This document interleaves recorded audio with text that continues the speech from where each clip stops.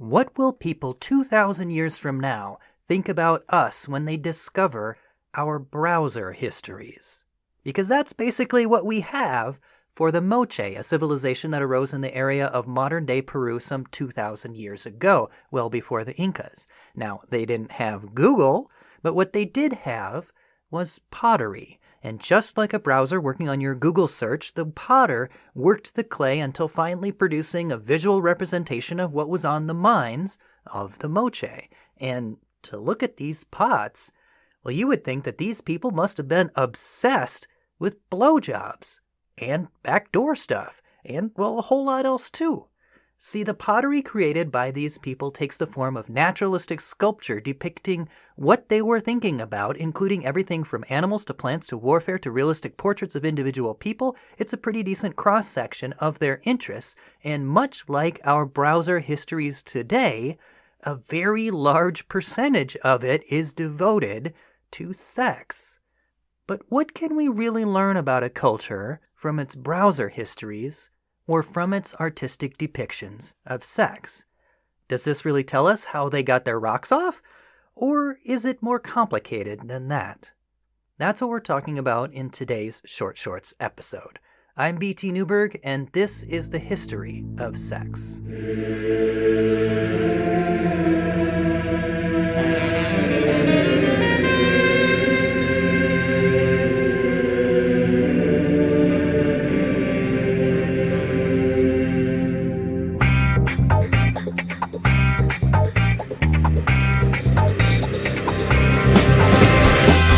The History of Sex is sponsored by Dr. Gillian Kenny, historian of women, sex, and magic in medieval Europe.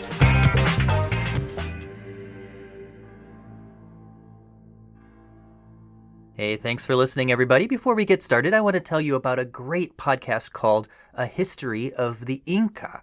Not only does it go into the history of a fascinating people that gets far too little playtime, but it also goes into the cultures that preceded the Inca, like the subject of our episode today, the Moche. So if you are looking for a deeper introduction to the Moche and other early civilizations of the Andes Mountains region, you will love A History of the Inca. All right, time for today's Short Shorts. Short!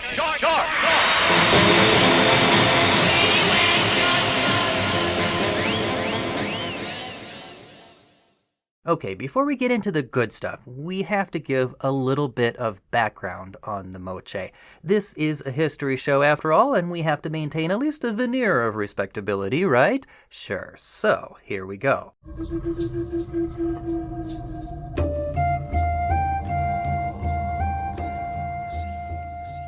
The Moche, also called the Mochica, arose on the north coast of modern-day Peru around 100 CE and flourished until about 700 CE. They disappeared long before the Spaniards ever arrived. Now, they were not a unified empire, but a conglomeration of separate centers of power, not unlike how the city-states of ancient Greece were. And they subsisted on fishing and farming, with a particularly advanced irrigation system that was central to their culture. And religion seems to have been quite central as well, and they constructed monumental architecture like Huaca del Sol and Huaca de la Luna. Now, they had no form of writing, so we have no written record telling us what was on their minds, but we do have their pottery. Actually, it's more like sculpture than pottery, because although they have functional spouts and all of that, they are typically formed in the shape of people and things from their world, and that gives us a tantalizing clue into what they were thinking. But trying to grasp Moche culture from these sculpture pots is kind of like future archaeologists trying to grasp our culture from our browser histories. You just get snapshots of what people were viewing, and then you are left to infer what it meant to them. Now, sometimes the context in which things are found can give us a clue. But in the case of the Moche, we're kind of stuck because of the more than 100,000 pots that we have at this point, almost all of them were looted and sold on the antiquities market with no clue as to the context in which they were found. Those rare few pots that have been unearthed with proper archaeological method, only about 5% of all the pots, have almost all been grave goods involved in funerary burials, but that may simply just reflect the fact that, things get preserved in the earth, and stuff in other contexts may have been looted more easily or eroded away by surface conditions. So we don't really know. But on the other hand, one thing we can at least say is that of those grave goods, they were not all exclusively found in one type of area. For example, not all in those huge monumental complexes. They have also been found in small villages, so it does not seem to be a case of exclusive use by elites or something like that. But beyond that, it's really a case of your guess is as good as mine. And it does keep you guessing, because the most intriguing part of it all is, of course, the sex pots. About 500 to 800 pots have been found that are erotic in nature. They show a variety of different sex positions, missionary, doggy style, a kind of spooning position lying side by side on a couch. They also show a variety of partners, male and female, male and male. There's some controversy about that one that we'll get into in just a second. We have not found any female-female couplings, which is interesting, but there are human and animal pairings, and there's even sex with skeletons shown. That's right, skeletons. How does that work? I don't know. Ask the Moche. Now, naturally, what all this makes you think of straight away is, well, this must have something to do with fertility rituals, right? But what's really peculiar about these sex pots is that they almost never show procreative sex.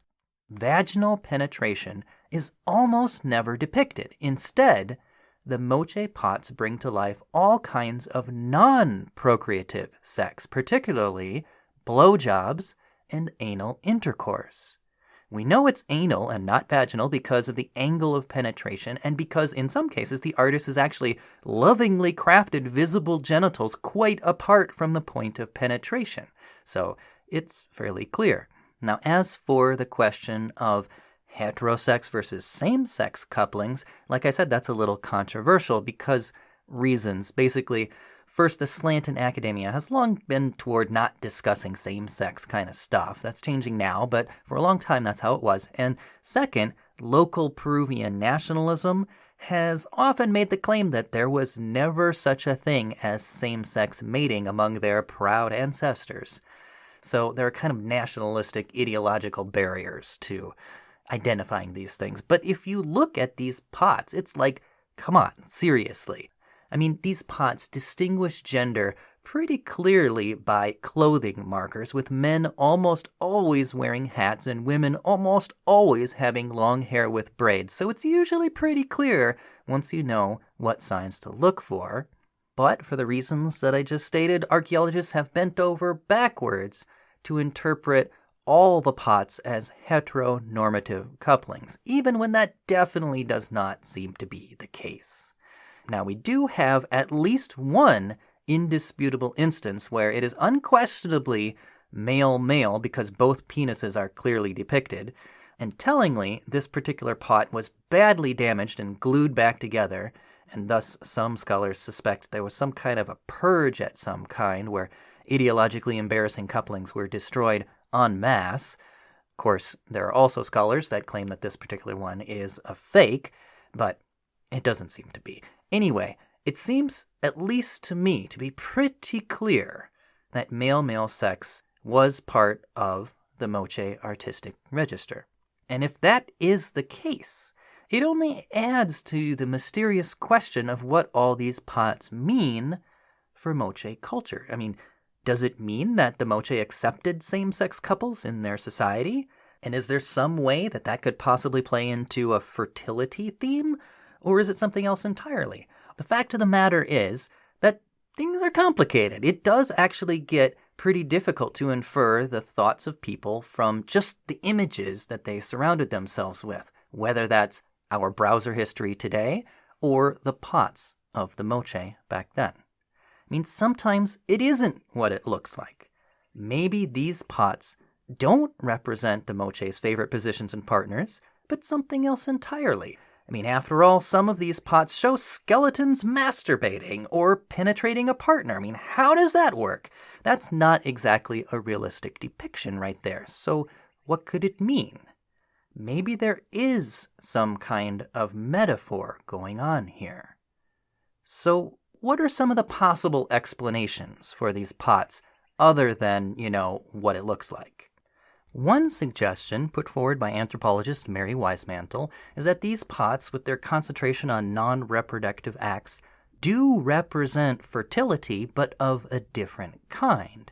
While vaginal intercourse may have represented fertility of the person, maybe other kinds of intercourse represented fertility of the land, for example. That would explain the peculiar presence of skeletons. Maybe that's ancestors. Perhaps the power of the ancestors granting fertility to the land is what is being depicted here.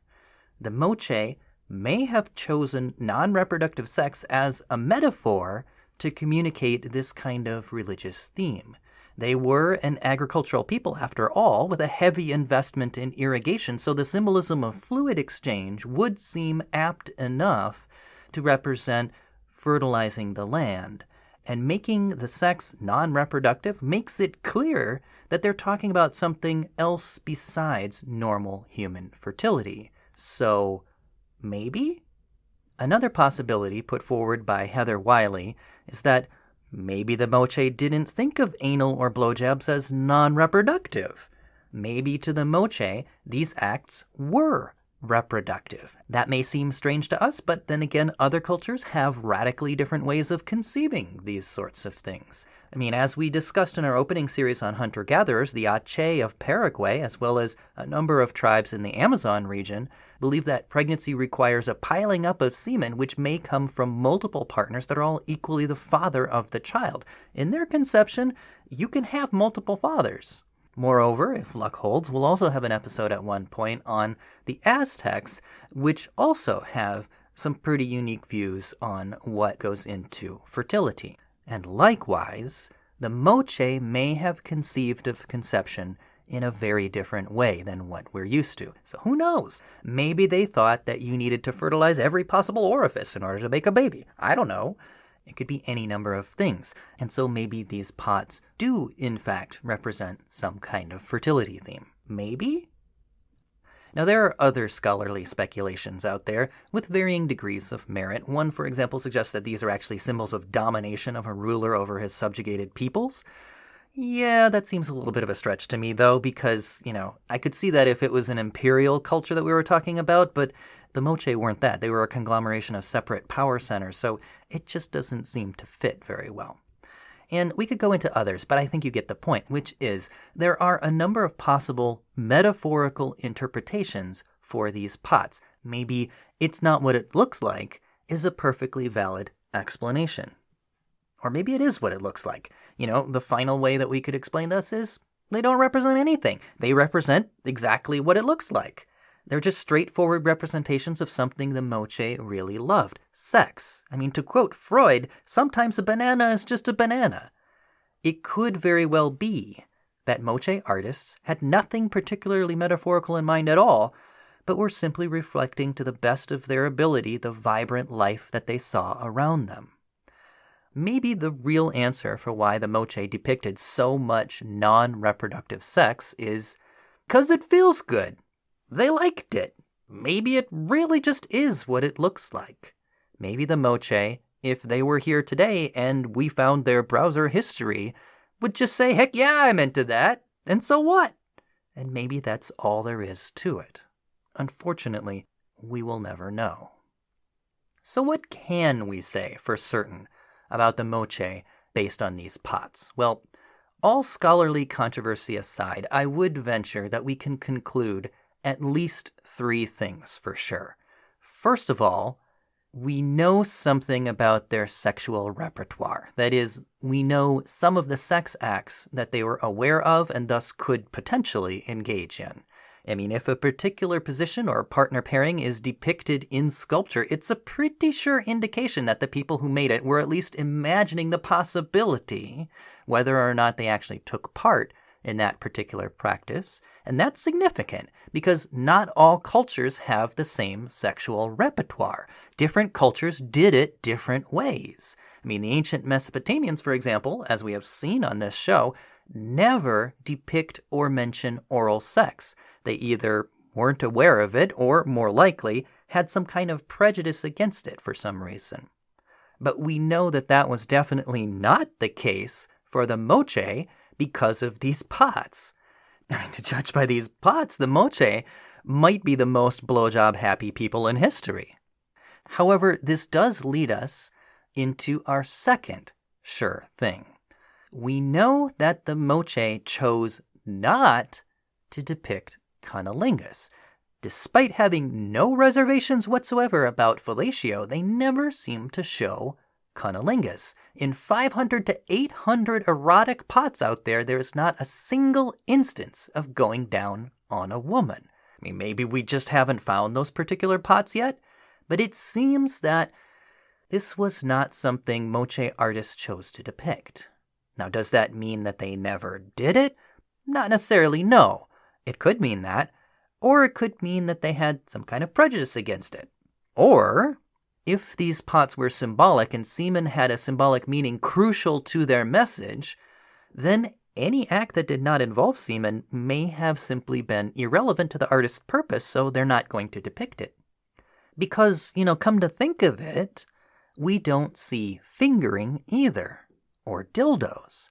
And we don't find female-female same-sex couplings at all. Unless we just haven't found the right pots, it seems there always has to be a male presence of some kind. And that's interesting in its own right. But even when there is a male involved, that male is never going down on a female. For whatever reason, the Moche did not immortalize the Breakfast of Champions. Now, the last thing that we know for sure is that whatever prejudices they may or may not have had against cunnilingus, they definitely did not have a prejudice against depicting sex in general. It is clear that these pots shy away from nothing, nor does this appear to be dirty stuff. I mean, it doesn't seem to be manufactured for people to just get their rocks off and then discard it. On the contrary, this is high-quality craftsmanship made with loving attention to detail. It is as graphic as it gets, yet it is clearly art. The Moche considered sex to be perfectly acceptable viewing material. There's no covering your kid's eyes here. There's no making sure that Granny doesn't see. It's just right out there in the open. No big deal. Not just no big deal, but beautiful. It's art. Sex, for the Moche, was art. That much seems pretty clear. And maybe, if we are really honest with ourselves and honest about our browser histories, well, maybe, just maybe, sex might be art for us too.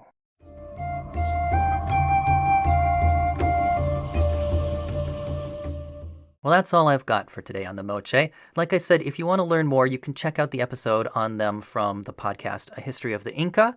And there's also an episode on their pots from the podcast Queer as Fact, which I found very useful in preparing this episode. So check out those shows for more. We'll be back next week, maybe, with an episode on the Aztecs or the Plains Indians. I'm not quite sure yet because, well, let's just say that the creative process is fickle. But whatever it is, it will be good.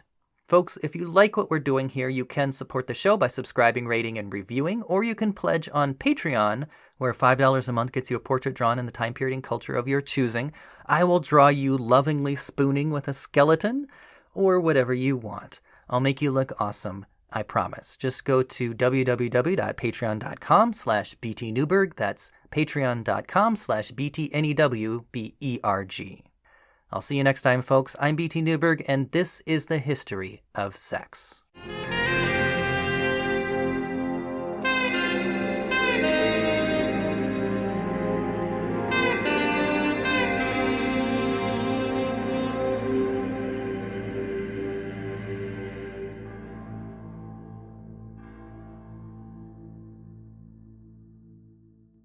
Podcast theme music mixed from tracks by Kevin MacLeod. For additional credits, references, photos, and more, see our website at www.historyofsexpod.com.